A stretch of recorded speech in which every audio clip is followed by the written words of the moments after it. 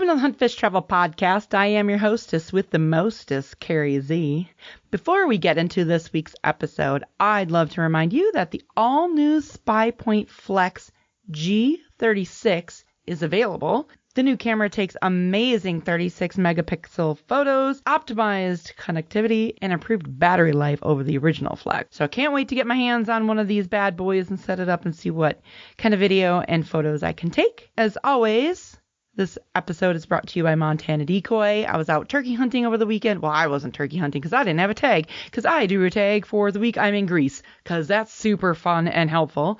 But we were trying to get Aaron his first turkey. So we were tromping around in western Wisconsin, had zero luck, but I was having fun setting up those Montana decoys. God, they're beautiful and they're perfect and they're so easy to transport.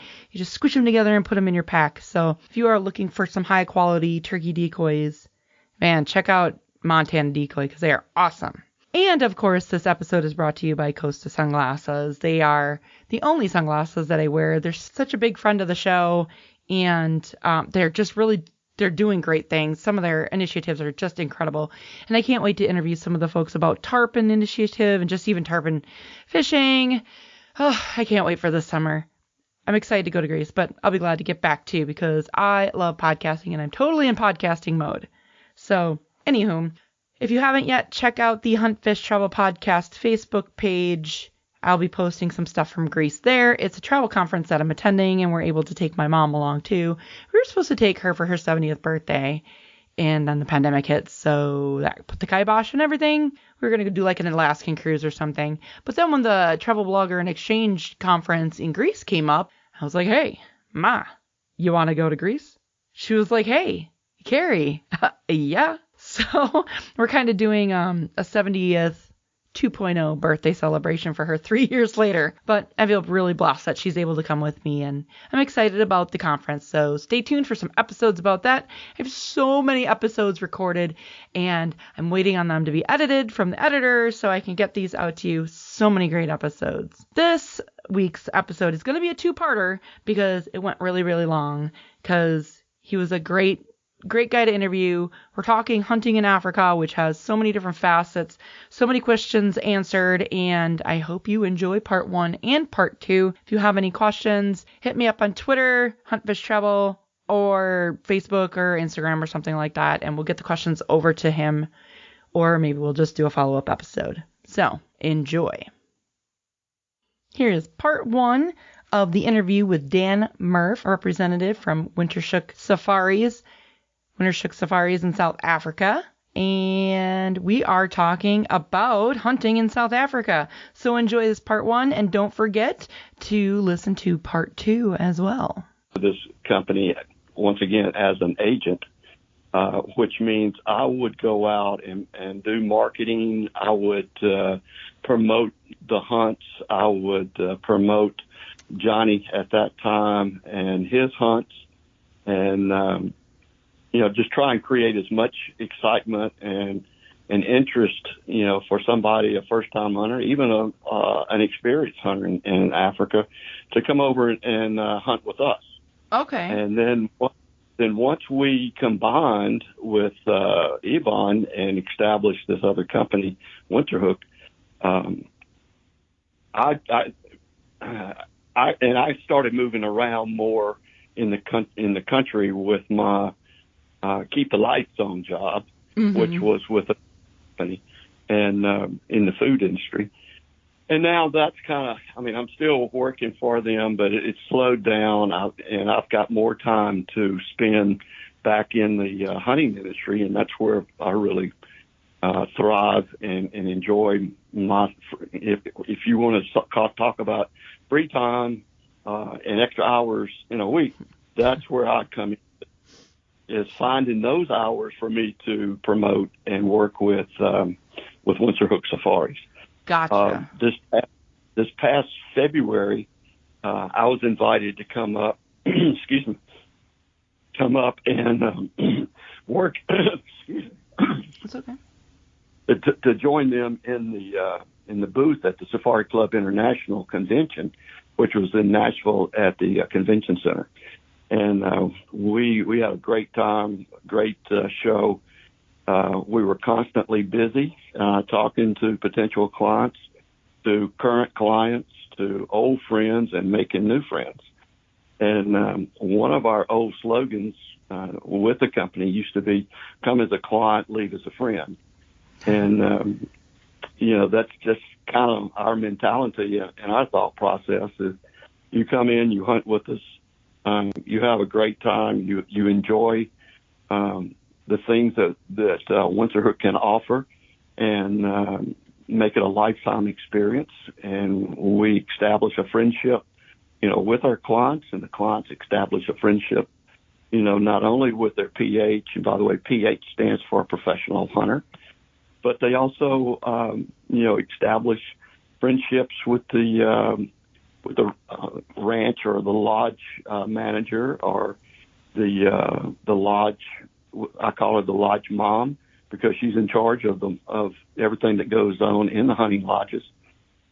That goes from laundry to, the food, the daily cleaning, and et cetera.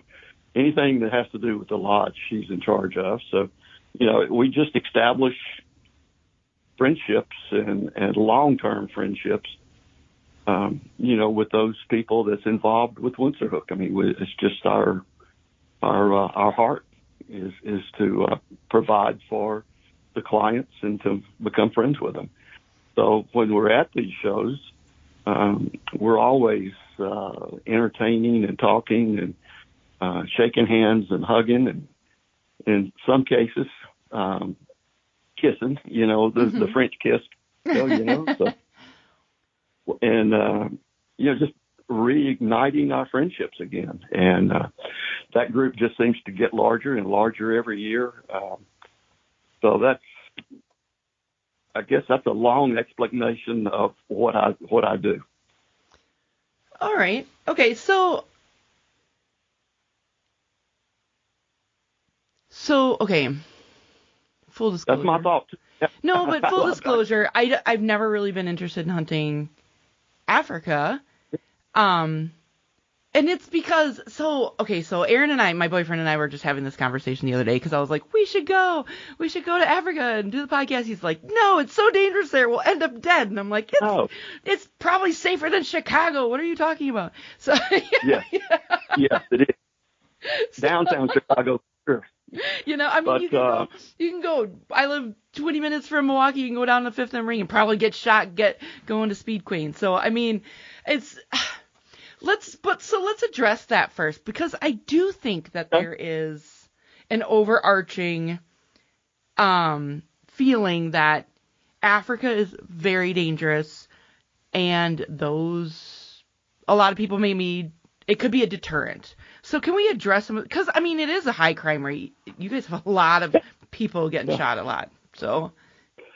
Well, I agree with you, and I don't want to point out any one particular city here in the United States, but like you can go even to my hometown right now. If you go in the wrong part of the town at the wrong time of the day, right, you stand a very excellent opportunity of being shot. I'm not going to say that's not right in Africa, but in some parts of Africa, you wouldn't want to be in Africa after daylight. In some parts of the United States, you don't want to be in that part of the city, after dark either. Right. The way our trips work is very safe and very efficient. So let's just take, I've got a trip coming up in June of this year, and I'm taking a local family. The youngest, I think, is a 6-year-old girl. The next is maybe like a sophomore in high school, and the oldest is a senior in high school. And we're going to be using him, the senior that's in high school, as a graduation gift from high school. And it's real life. This is not a makeup story. This is real life. So we will leave from our hometown and we'll fly to Atlanta. Okay. There'll be about a 5-hour layover in Atlanta. We'll board a Delta flight that leaves at 9 50 Wednesday night, going to Johannesburg. We land there about 7 o'clock in the morning. Because of the time differences and zones, I think there's 6 different time zones that we cross, but it's a 15-and-a-half-hour flight. So we'll land there. We'll collect our bags. At that point, we'll go. The local police department has a kiosk there in the airport. We'll go to the kiosk, and the Delta employees will bring our guns to the kiosk. In the meantime, no less than 60 days prior to our arrival, we will have all of our firearm applications filled out, completed, and we send it to a guest house there in Johannesburg. It's called the African Sky Guest House, and they take care of all the paperwork, all the necessary required visa. It's really not a visa. It's more of a letter of invitation. And then the application is submitted to the police department by them, and then we get a permit, and they will meet us at the kiosk with that permit to collect our guns. So we have an employee from African Sky Guest House that's with us from the time that we step off the plane, basically, and collect our luggage until we are escorted to the lodge there in Johannesburg. It's about 5 minutes from the airport. Our bags are brought into the lounge there. We're met by the management team there. We're assigned our rooms, and they take our meal order. At that point, I usually go back to the room that I've been assigned, and I take a quick shower because I've been on a plane. You can get a little bit of sleep, but it's not a good restful sleep, if you know what I mean, for 15-and-a-half hours. So I freshen up, go back, and then by that time, they're almost ready, to serve the meal. They give us an opportunity of a pork dinner, a fish dinner, or a beef dinner.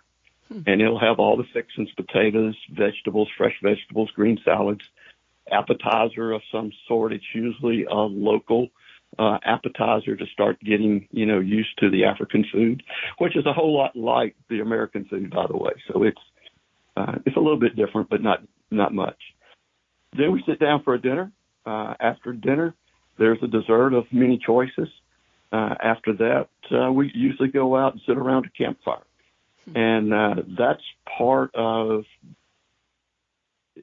I guess, a safari is being around the campfire, getting to know the people, maybe having an adult drink, if that's your choice, and getting to know the people you're going to be spending the next week with.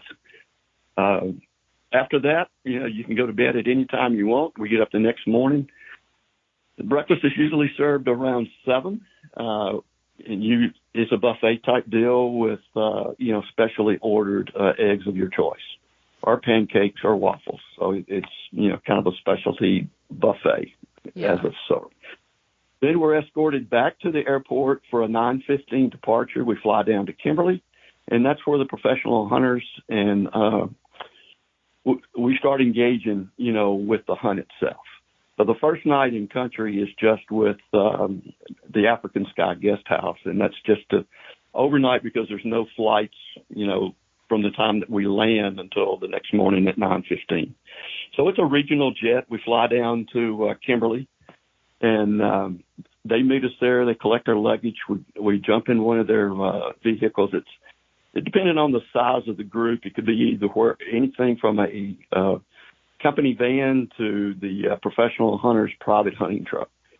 And those are usually Land Rovers, Land Cruisers with the backs off and, just a bench across the back part, padded seat, because that's where you're going to spend most of your day is on that bench riding around. But we'll get to that in just a second. We get to the lodge. They bring our luggage in for a welcoming ceremony, and that's usually a liqueur of the local territory that we'll be in. depending on the lodge, our largest lodge is the Career Kloof Lodge. It's 103,000 acres. There's no cross fences in there. It's just open range type hunting area. But it was a sheep farm back in the days, early 1900s and et cetera. And the owner, Yvonne, bought this ranch. I believe he bought it, I'm not sure, maybe 2008-ish. And tore the old buildings down, modernized the lodge. But there is one iconic tower, it's a bell tower. And the tradition is to take a glass of liqueur out to the bell, and everybody in the party rings the bell one time. And that's just to welcome the animals and let them know that we're here. And, it's kind of a funny tradition, but, it's still something that we do at the lodge. And that's one of the lodge manager has been there for a long time, Gideon. And so he kind of insists on us doing that, which is okay. I mean, it's a tradition, and yeah, everybody gets a picture or a video, and we can video anybody's hunt, for, that you'll have a copy of your hunt for the rest of your life. And it's usually put on a USB drive, and you can play it on your own computer at any time. But, we'll get to that, a little bit later too. But after that, I mean, you can tell already you're with an employee of either African Sky Guest House or the Wintershoek Safaris from the time you land on the ground until you depart going back home. So that's kind of what I'm trying to picture for somebody to realize, is that you're perfectly safe, and there are people as young as 6-year-old females going over, and 15-year-old and 18-year-old children going over. And I'm not going to call an 18-year-old a child, because he's almost a young man, a young adult at that point. But there are also people taking their wives that don't even hunt. They're just going to see the countryside and enjoy the beauty of South Africa and the sunsets. Yeah. I think I forgot to mention at the African Sky Guest House, there's 24-hour security, and it is a secure area. There's a brick wall with security on the top of the wall. I mean, somebody'd have to really want to get in there to climb the wall, but there's also 24-hour security. It's a vegetational type with big flower bushes and trees, and I mean, you can walk from the fire pit to your room and pass 4 or 5 people, and you'd never see them. I mean, that's just how well that they blend in, and it's for our security and their security as well, and for the building security. But security in South Africa is 100% secure. We're in the bush. We're not downtown in Johannesburg walking around, with our head in the sky looking at the buildings, or, I got our face poked up against a window, window shopping, or something like that. We are with people that do have firearms, and the professional hunter, he takes an oath when he gets his license. His number one job is to protect his clients, right? And they do a very good job of that. Plus, the hunters have guns as well. So I keep reminding that. People ask me, well, how secure is it? And I said, well, let me put it another way. If you were sitting in your deer stand at your deer camp with your rifle, how secure would you feel there? Yeah. Most people would say, well, I feel very secure. Well, that's the way you're going to feel when you're hunting with us, and pretty much anybody in South Africa. You're going to be protected, and you're going to be secure, because everybody there's got guns.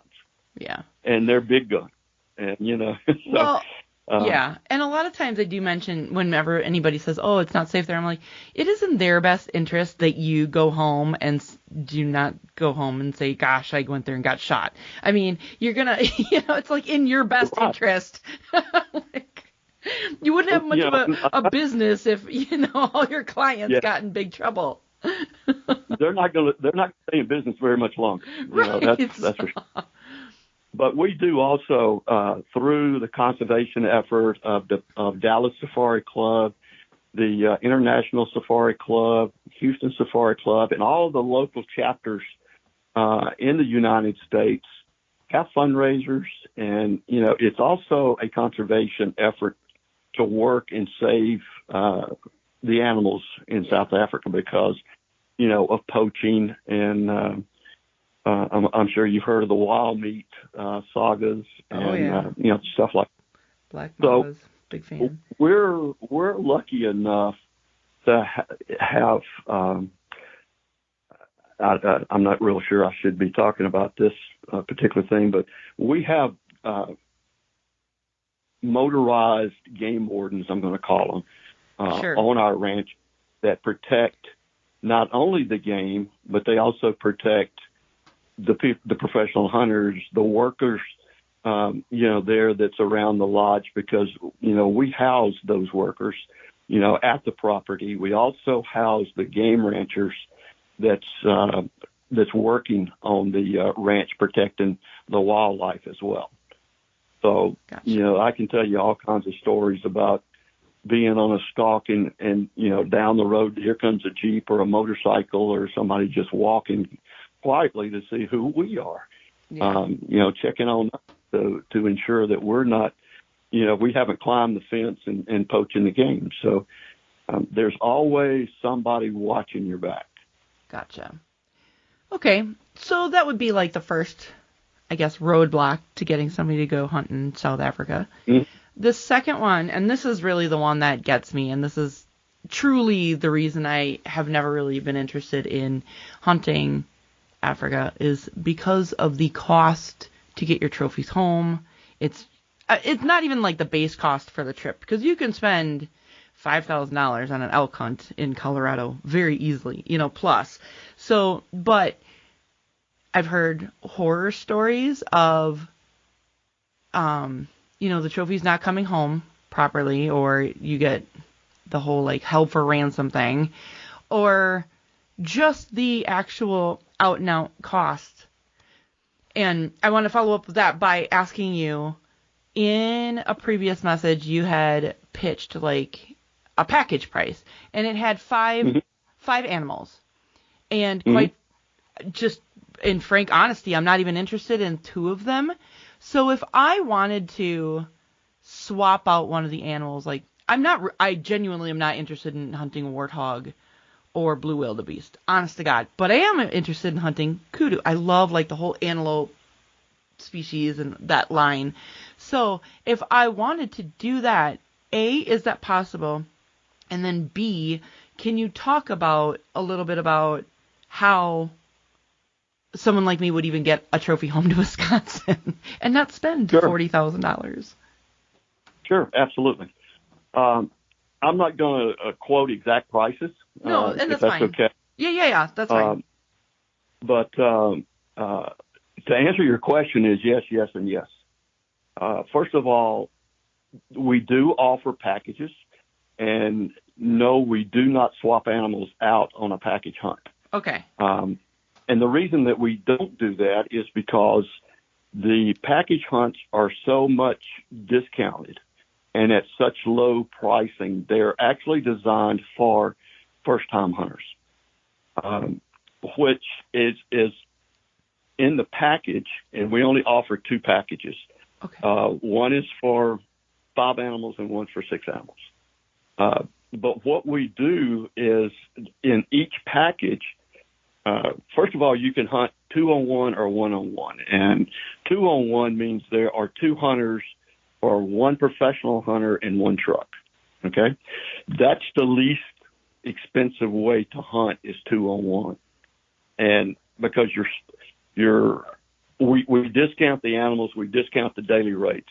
And the expenses of a safari, one is the daily rate, and that's what it costs, like going to a hotel here in the States and staying in a town. It's your hotel, it's your accommodations, it's your food, it's your transportation, it's the service of your professional hunter, it's the service of the skinners, the trackers, it's the use of fuel that the PH burns in his vehicle to get you around throughout the hunt.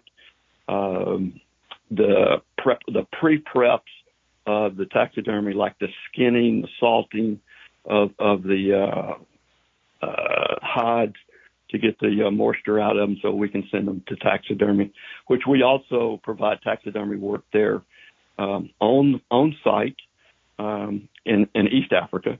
And then they're shipped back to you. They're ready to go on the wall. So, that's another part of the presentation as well. But back to your question. And then, so if you're not interested in doing a package and shooting everything in the package, we have what we call a customized hunt. And that's where you pay a daily rate, and that rate can vary from one price to another, and it really depends on the lodge. Okay, some lodges are a little bit nicer, some are a little bit larger. Some, they run from 40, 50,000 acres to maybe 100 to 125, 130,000 acres. So, of course, the more land, sometimes. It takes more people, to operate a hunt, on a property that size. Sure. But on the other hand, you can also add more trucks or more hunters at the same time at the same lodge, because that lodge will hold maybe 17, 18, 20 people, where the smaller lodges may only have 4 rooms for guests. So, that all depends on, where you want to hunt, what you want to hunt.